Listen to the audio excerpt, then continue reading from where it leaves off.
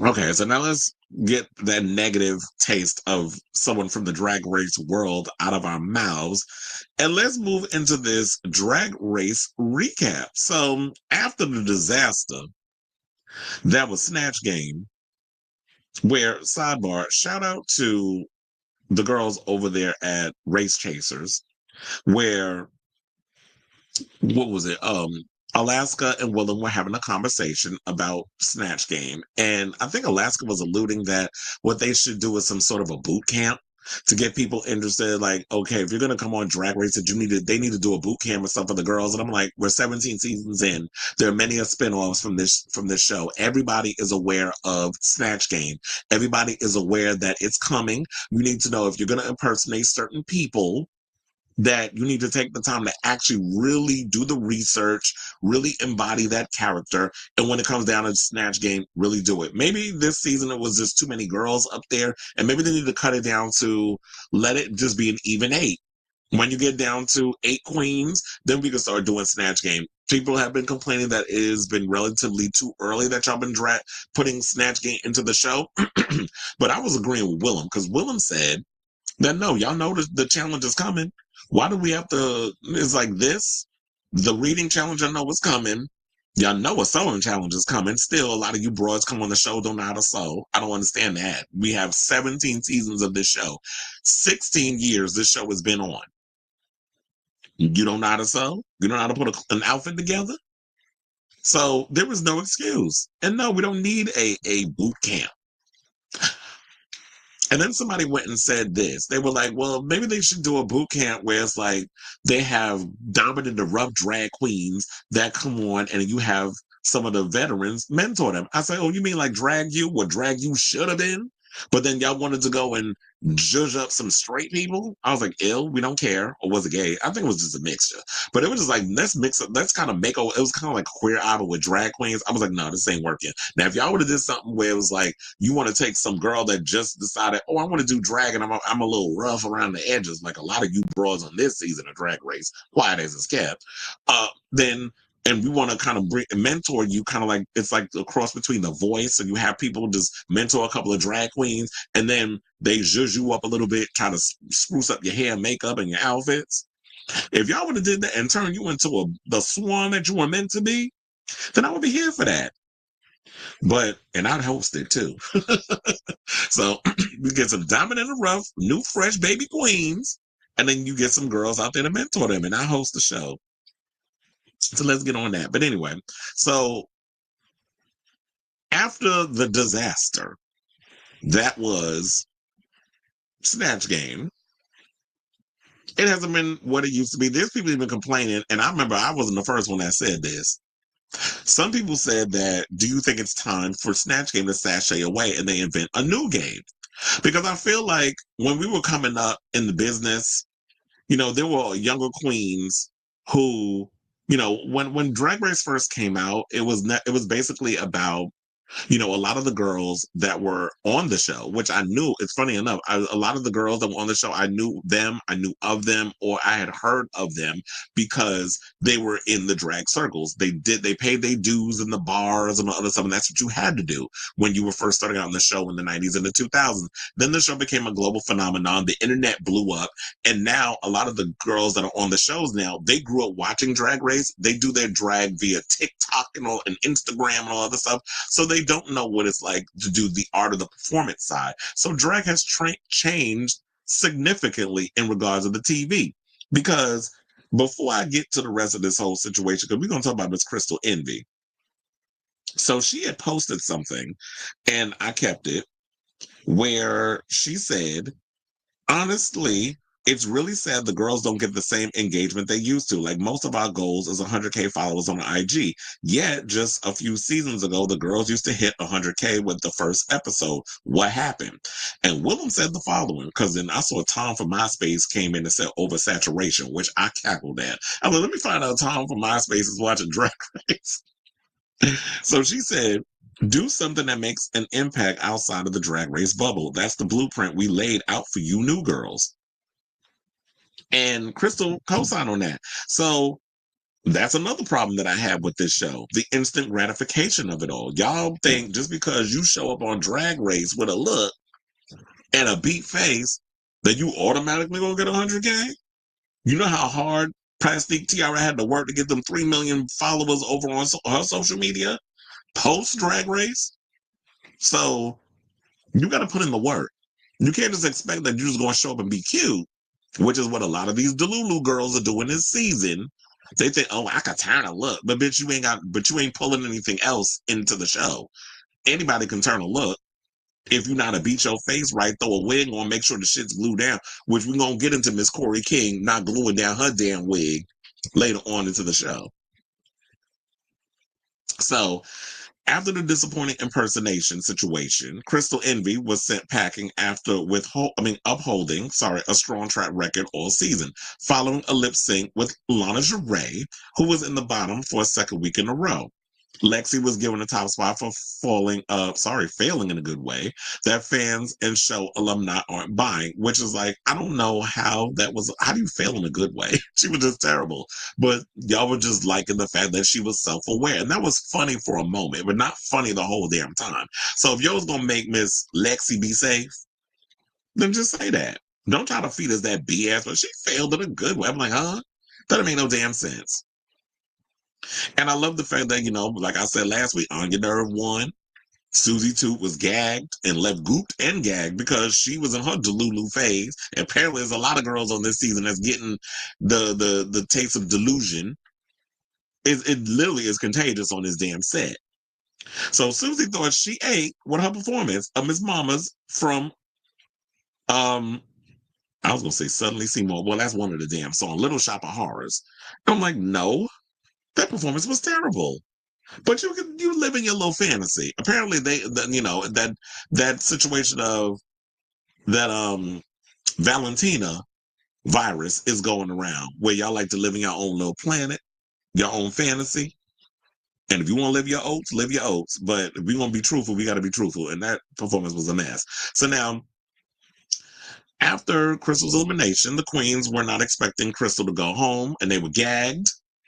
After reading her message on the mirror, they headed over to the couches and congratulated Anya, and who said that she was so proud to have won the snatch game. Susie still was going on her soul situation, saying how she was delusional, but the girls was cackling and reading her, and I was living for it. And in the confessions, of course, Corey had a lot to say about it.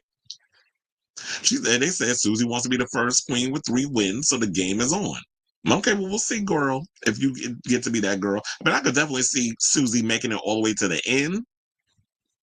But I don't know. I have a feeling like it's going to be a toss-up between Anya Nerve, who's had pretty much a strong rollout this season, justice for my girl Saphira. And that's what she's kind of giving me, like this season, Saphira Cristal, in regards of like eating the challenges and really being a staunch professional when she's on the stage and doing what needs to be done. Now, all the other stuff that we can talk about behind the scenes with the sabotage and with the fashions, that's another story. But Anya has been giving it this season. I can also see Lexi making it all the way to the end. But we'll see if she wins, or there's going to be another situation where y'all feel like, okay, she's trans, we have to give it to her. And I'm not trying to take it from Sasha Colby, because Sasha Colby deserved. We knew the minute Sasha walked in that damn room, there was like, okay, y'all might as well just pack up and go home, because this is Sasha's season. But there's a lot of strong contenders that I already have off the top of my head. Like I said, Susie, I can see making it to the end. Anya Nerve, I can see making it to the end. I could also see Sam Starr making it to the end. So now, what else had happened? So now, let's get into the situation with the new challenge, which is they have to do this maxi challenge. And here we go. Before we get to that, Corey King and Lydia Boho Collins trying to be the new Brangie, as in Brooklyn Heights and Miss Vanjie, where they want to be the Kaka girls of the season. And so then they were kind of like planning up their whole situation. We have a story that's going to go into Corey speaking out about whether or not he and Lydia are officially in a relationship. But first, let's get through this week's challenge. So then Rue into the room. Hello, hello, hello. Here's another thing. Have y'all noticed they don't do, ooh, girl, she done already done had any hers and all that shit anymore? Have y'all know? And then she don't do the TV screen, soliloquy. Now it's just they cackling at the pink table. Then Ru walks in, hello, hello, hello, and then comes down and delivers the challenge. What's going on? Y'all on the budget over there when it comes to that? And like I said before, are y'all on a budget with Ru's wardrobe? Because her wardrobe has been vastly questionable this season. I'm not liking any of the looks that y'all have had so far. So now they have the new challenge, which was the Rusical, which is called the Wicked Wiz of Oz, which I will say I loved this challenge. This had to have been the best Rusical I've seen in a long time. And you know me, it's like a year passed. I don't remember what the Rusical was last season. But the Wicked Wiz of Oz was everything. I live for it. So now the queens got to pick their own roles. And you know, there was a lot of butting of heads. But before we get to the butting of the buttation of the headation, Acacia, Susie, and Sam wanted Kansas Dorothy.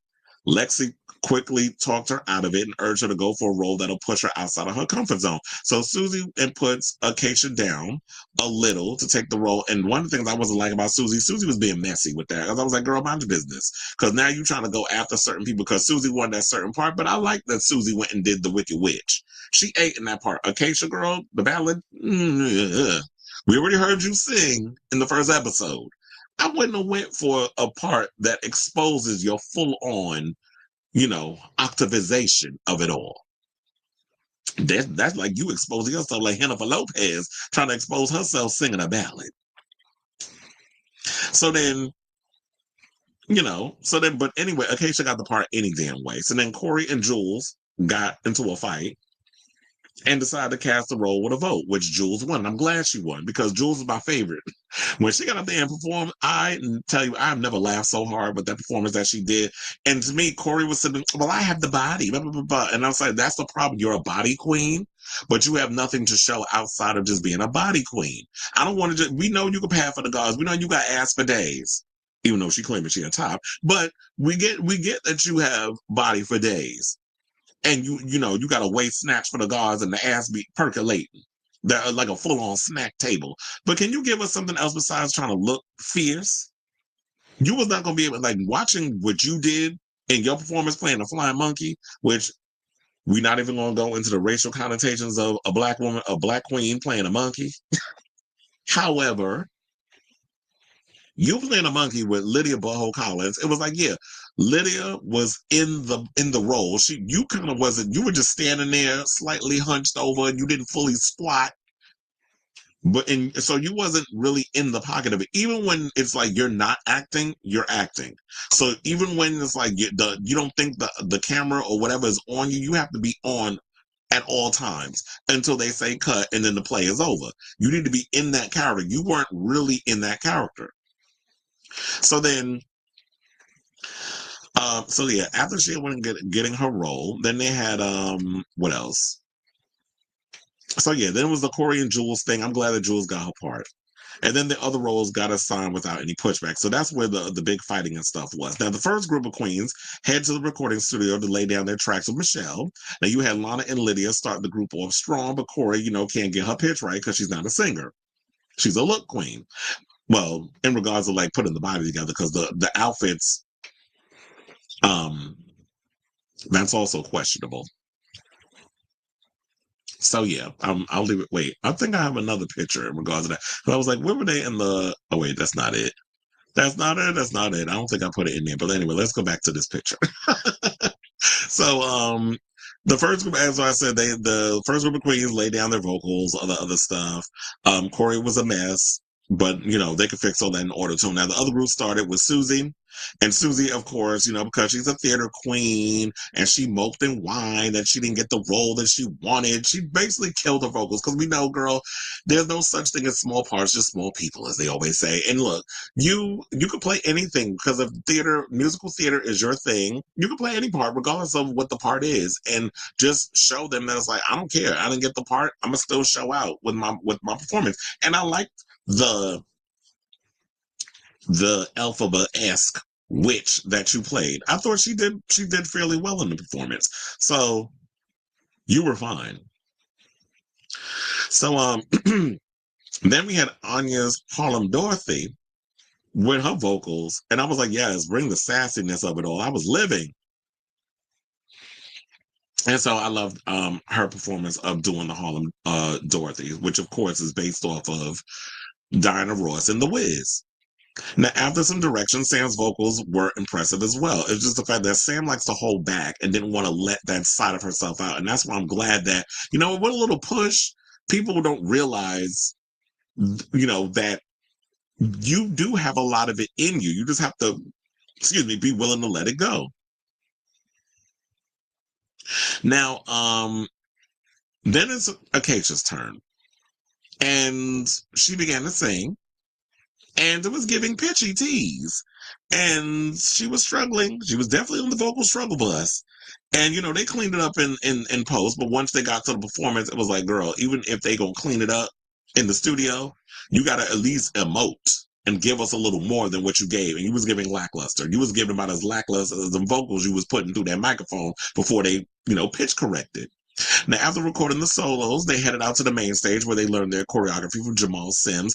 And then we saw Corey with them ugly ass orange shoes on, the ones that Rue clowned her about wearing in the last episode. She decided to wear them ugly shoes again. And I realized she got them same damn shoes in different colors because she had some black ones on, I believe, when she got on that stage playing the damn monkey.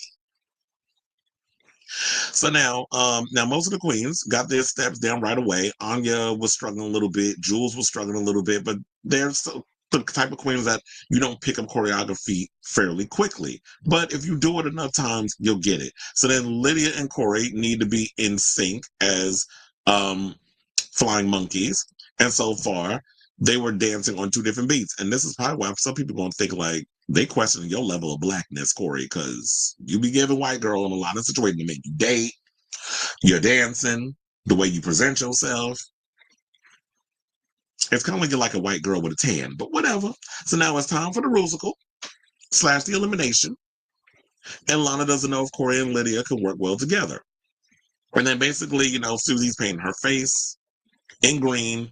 The queens were saying, "Oh, you feeling yourself," and all this other stuff. But look, she was feeling good about herself. Let Susie live, feel her oats. Now, Acacia was feeling really good about the role and knows she needs to bring it to the stage after fighting so hard for the role. And now, did she deliver? No, not at all. Which is hence why she was one of the girls that ended up at the bottom. But let's not jump to the boom boom gun a little too fast. So now Lexi said that she felt like Susie and is so excited for the stage. And Sam was good about playing the Wicked Witch and is so thankful Lexi suggested it to her. And look, at the end of the day, Sam listening to Lexi helped her win the challenge because she ate. She also revealed that she played Ursula in a high school performance of Little Mermaid, and we saw the picture when we saw that, and it said it was the first time she got to appreciate being in drag because she got picked on a lot in high school over from being effeminate and that sort of thing, and her being in high school where it was like, okay, I get the opportunity to dress in drag and play this character. You poor unfortunate souls, they were living for it. And I love the fact that Arietti, shout out to her, because she and Corey opened up about being former plus size girls, and Arietti opened up about having having past ED. And I'm not saying erectile dysfunctional, or erectile dysfunction, because that's the other ED. But the ED is a disorder where you either anorexia, bulimia, that sort of thing. And how being in drag helped heal her. That always makes me wonder why she's always covering her mouth. Do you ever notice when Arietti laughs or whatever case, she's always covering her mouth? And I'm like, sis, you got nice teeth. Why are you covering your face? You shouldn't cover your pretty girl. You have nice teeth. I don't think you should cover your face, but I think it's coming from a place of insecurity. And they clocked it, after when they was talking about it. It was like, you know what? I could definitely see, like, okay, Arietti's not completely a bitch. That this is like probably due to insecurities. I was like, child, I clocked that from the beginning, because if you truly securing yourself, you don't need to be kind of saying or doing the things that you're doing towards other people. That always stems from a little bit from insecurity. So then Acacia also revealed that she was born with cystic fibrosis and how it changed her outlook. So everybody got ailments, everybody got issues, and we just literally, Drag Race turned into Dr. Quinn, drag queen medicine woman or something when it came down to it. Now on the runway, we had Michelle, Jamal, and this week's extra special guest judge, the one and only Adam Lambert, who was looking fabulous in his outfit, by the way. So then While Adam was there living, of course. Oh, wait, hold on. We don't want to get to the looks yet. The queens got up there and performed. You know, Susie started out strong with their with their performance. You know, we had Jules Galinda followed, and she served everything. I was living for her, even though she kept having this wardrobe malfunction. I didn't mind the nip slip that kept going. To me, it made the performance much funnier. It was sort of like she was a sluttier Galinda. So I was living for it. And I actually thought that Ariette, Lexus, and Lana did fairly well too. Because I know everybody's been trying to drag Lana as of late, but Lana did pretty good in this performance where they played the Scarecrow, Lioness, and Tin Woman. And they were in sync. I love their performance. They it wasn't like no real standout between them, but they were in sync regarding of the performance. So I like what they did. And of course, Sam stars Cher, you know, her Wicked Witch of the East, because it's, you know, Witches of Eastwick. Have you ever seen that movie? Was a cackle. And I lived for it. So then we had Lydia and Corey's Flying Monkeys. That was a mess. Um, Hence why Corey ended up also in the bottom. Then we had Anya's Diana Ross, The Wiz, Dorothy was good, but of course we knew that Anya was going to serve because she sings. She's a great performer. And so I could definitely see her on Broadway also. Then we had Acacia's Kansas Dorothy doing a power ballad. And girl, if you don't have the range, you should not be up in here doing a power ballad. But even if you don't have the range and you're lip syncing your entire performance anyway, you could have at least given us a little more when you were performing, but she didn't do that. She was timid. I felt like she was holding back a little bit. And you standing up there with no fancy choreography, you have to emote. Even if you're lip syncing, you have to show the emotion. You have to emote. It's kind of like, I always go back, if you want to show real emotion to a lip sync, Latrice Royale doing Natural Woman by Aretha Franklin. That's how you do it. But you didn't give that. And then, of course, it finished with the Emerald City group number, which you see here in the photo. Now we get down to the runway looks, which we see here. I actually liked Acacia's hair here. I really was cute or whatever, but wasn't like the real standout for me. I did like Sam Starr's look. Anya Nerve I thought was cute. Um, Corey, girl, I don't know what that was. You thought you was eating with that whole Dorothy look or whatever. It just looked so underwhelming compared to all the extravagant fashions that the other girls was giving. It just looked like you about to go on a picnic in Central Park. That's what it was giving. So now we get to the critiques, and Susie and Michelle, um, with Susie, sorry, and Michelle basically telling her that she smashed her role, and Jamal telling her that she set the bar really high. Adam also loved her look. Now, and one of the things I was loving about Adam when he was in the when he came backstage for Untucked, and he was clocking like certain makeup choices that the girl was making, because you know Adam does his own, he beats his own face, so he know all the little tricks and all the other stuff when it comes to wearing like makeup and that sort of thing. And Adam also has his own makeup line. So he knows the tricks of the trade, and I love that how he was showing him, you know, he was showing his stuff, his knowledge. So then Michelle told Sam that she did a great job infusing Cher into her vocals, and Adam commends her on her vocals and performance. Now Jamal also said he loved her Met Gala worthy look. Rue tells her she notices her loosening up and is reflecting in her performance. And I'm hoping like now, because she said before that when it comes to the pageant stuff, like her being a pageant queen, that sort of thing, you always have to say the right things. You have to be proper because that's what they teach you when you're in a pageant. However, she's like, one John told me I could just let it go and I could be myself and I could relax. I mean, that's what Drag Race is all about. They want you to be able to, how do you navigate through all of these challenges and stuff? They don't want you to be so uptight and buttoned up.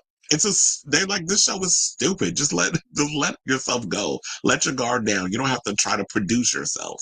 The minute you show like the minute you let things go and try not to control everything, you'd be surprised what you're capable of. Now, Rue basically, now let's get to Corey. So Michelle basically told Corey she worked well as a partner to Lydia, but Lydia outshined her a little bit. Rue complimented her Dorothy-inspired runway wig, but Adam says it's not as elevated as the other girls. Now, Adam also told Anya that she brought palpable joy to the performance, and Jamal told her not to let the saboteur get to her. because when he was working with her during the choreography, she kind of shutting down a little bit, and you could see at times she was feeling defeated. So Michelle also spoke and told Acacia her wig on the runway was ridiculous in a good way. Adam told her that her vocals were good, but she should have done more with the performance because it felt a little boring. Which is what I was saying. Is like, even if you're gonna get up there and it's a subtle song, and yeah, you're not getting choreography, it's your big ballad moment. It's like a little girl getting up there playing Annie and her having to sing Tomorrow. You already know that's the big song of the play. You got to really serve it, and you got to give the emotion, you got to give the diction, you got to give everything with that. And Acacia did not give that during the performance. So now, following deliberations, Rue announced that Anya and Jules are both safe. Sam won the challenge, which I'm glad that she got it. And Susie was safe right behind her. So I was like, yeah, Susie, I don't want you trying to be up in there being mad that Sam won, because Sam won, in my opinion, because Sam stepped up and was showing like, I'm stepping out of my comfort zone. And once you step out of your comfort zone and you let your inhibitions down, your guard down, whatever you want to call it, then you will truly shine. And so that's what she did. Now, the bottom two queens, we had Corey and Acacia lip syncing for their life, and they performed to Wet Dream by Adam Lambert. Now, y'all know I love that damn EP. Shout out to Afters. If y'all not listened to that EP, it is a fabulous EP. It is one of my favorite albums. Well, even though it's an EP, whatever. I did add it to my best albums of 2024 list. And he was even on his Instagram. He posted something. He was like, I forgot how good this damn song is. I was like, yes. And look, he just recently did an interview last week, because I told him he was going to book in out the week. He was on The View on Monday and on Drag Race on Friday. And he said that after he wraps up Cabaret as the MC, he said, oh, more new music. So I'm really hoping that he keeps this whole vibe of, we want more dance music from Adam. We know Adam could pretty much sing any damn thing down to the floor and we will live. But I want Adam Lambert to give the gays some good damn dance music, because we don't have enough gay men out here really giving us that unapologetic dance pop. And Adam definitely served with them songs on Afters. It was like 4 tracks, but we need more. We need like a full 14. So, and I'm sure you made a good enough amount of coin being on Broadway. So use some of that money. I don't even know. Is he a part of a label or is he independent? I'd have to look that up. So yeah, they performed Wet Dream. Acacia was this is her first time in the bottom. They said, wait, is this Corey's first time in the bottom? Why do I feel like this is Corey's second time in the bottom? Or am I bugging? But yeah, during this song, Corey, I was like, yeah, Corey's coming back, because Corey was giving stunts. Corey, that's what you do when you perform that song. And he says that he performs a lot of Adam Lambert's music at the bars.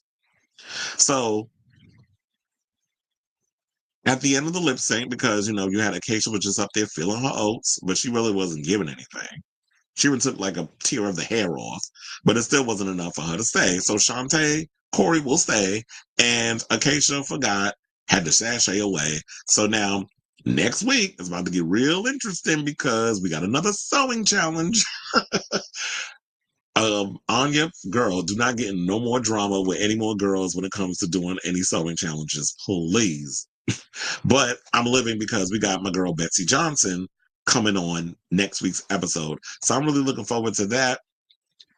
Now, in regards of who I was thinking was some of my faves in the whole situation, like I said before, I was living for Susie, Anya, and Jules.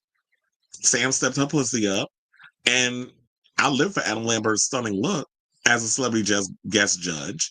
And yeah, they picked the right bottom too. So that's my overall assessments of this week's recap, or last week's recap of RuPaul's Drag Race season 17. And before we move on, I want to talk about Corey King, who basically was on the recent episode of Roscoe's, which I think aired already. I think it came on around 6 o'clock on their YouTube channel. And he basically revealed that yes, he and Lydia Boho Collins are still an item. So shout out to them over there at they still Kaka sisters or Kaka queens. So RuPaul's Drag Race Season 17 star Corey King has confirmed that she's still dating co-star and fellow queen Lydia Boho Collins after meeting on Mama Ru's workroom and finishing up their duties filming the show. This is the first official Drag Race showmance in the flagship series to last through the post-season filming period. Absolutely. Because how many times have we had shows where people come on and they were like, no, we broke up. When Vanjie and Brooklyn Heights was dating, by the time the reunion came up, they wasn't together. But I already heard rumors. Well, somebody had told me that, yeah, they were like, yeah, they fucking. That was the exact quote that was told to me. So I already knew they was dating. But I'm bringing it here because it's been confirmed. So now on Friday, February 21st, George's season 14 All Stars 9 and Corey appeared as special guests in the Roscoe's Tavern viewing party for Drag Race season 17, episode 8. Now during the live stream, co-hosts Naysha Lopez, Batty Davis, and Caramel DeVille asked Corey about her relationship status with Lydia. So y'all are probably the actual first couple that has actually stayed together after the show, Carol noted. Then asked, when y'all were getting together, were you like, we gotta play it cool because they may put us in the bottom together?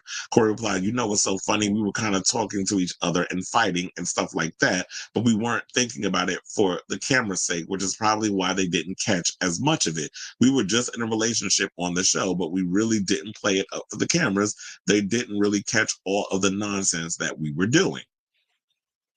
So they said, so tell us really quick the extent of your actual relationship. It said, well, we're together. Yeah, officially. And love to hear that. This is what Nature added. Now, did that happen? Did that happen on set or was something that progressed after you got home? And Corey explained it progressed after we got home and then it flourished a couple of months after filming. And Nature was like, I absolutely love that. That's fierce. But the gays love saying fierce, honey. And then Corey and Lydia, has been teasing their relationship and bringing up how things are going between them while still appearing as competitors on Drag Race, but giving all the secrecy around each queen's placement and track record in the season. The two queens have mostly kept a low profile on social media until Corey's stint on Roscoe's Tavern, that is. Well, they're going to bring that up and all this other stuff. And look, we don't know Corey's getting eliminated. There's always stuff that has come out in regards of the queens getting eliminated. We definitely know that Corey's getting eliminated. Lydia Boho Collins allegedly is going to be on All Stars 10. That is the rumor that has been floating around in regards to that. So, kudos to y'all. Being caca girls in the world of drags. So I say all this to say, what do y'all guys think of this story in regards of Corey and Lydia Boho Collins are officially a couple because she revealed it on this recent episode of Roscoe's Tavern, which you could watch on YouTube for free. But if you want the extra, like if you want to see all the extra stuff that they cut, because they heavily edit the show down now, you can basically go and I think you can subscribe to them for like $2 or something or another. But anyway, so let me know what you guys think of this story in the comments down below.